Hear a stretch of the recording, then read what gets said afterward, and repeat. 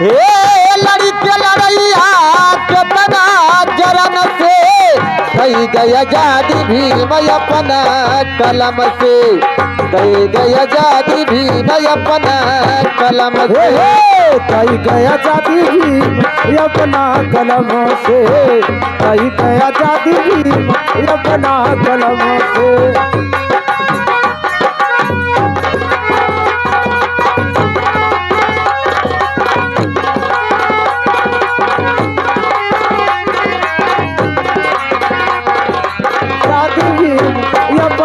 कलम से कई गया जाती भीम अपना कलम से कई गया जाती भीम अपना कलम से अरे अपना कलम से हे अपना कलम से कई गया जाती भीम अपना कलम से कई गया जाती भीम अपना कलम से कई गया जाती भीम अपनी कलम से कई गया जाती भीम अपनी कलम से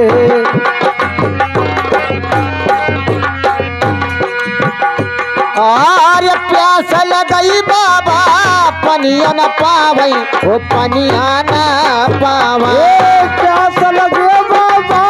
पनिया न पावई हो पनिया न पावई प्यास लगे बाबा पनिया न पावई हो पनिया न पावई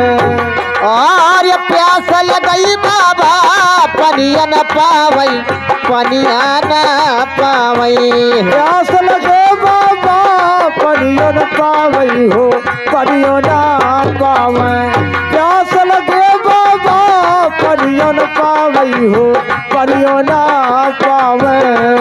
आर्य भूख लगई बाबा हे भूख लगई साहब खनवा न पावई ओ खनवा न पावई भूख लगे साहब खनवा न पावई हो खनवा न पावई भूख लगे साहब खनवा न पावई हो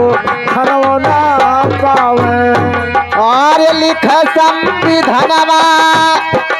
आर्य संविधानमा बनल है आर्य लिख संविधानमा कवने जतन से गई गया आजादी भीम अपना कलम से गई गया आजादी भीम अपना कलम से कई गया जाती भीम अपना कलम से कई गया जाती भीम अपना कलम से आर्य अपना कलम से हे अपना कलम से गई गया आजादी भीम अपना कलम से गई गया आजादी भीम अपना कलम से कई गया जाती भीम अपना कलम से कई गया जाती भीम अपना कलम से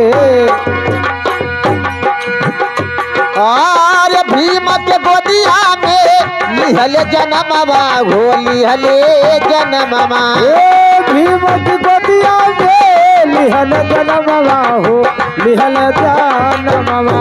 भीम की गोदिया में लिहल जन्मवा हो लिहल जन्मवा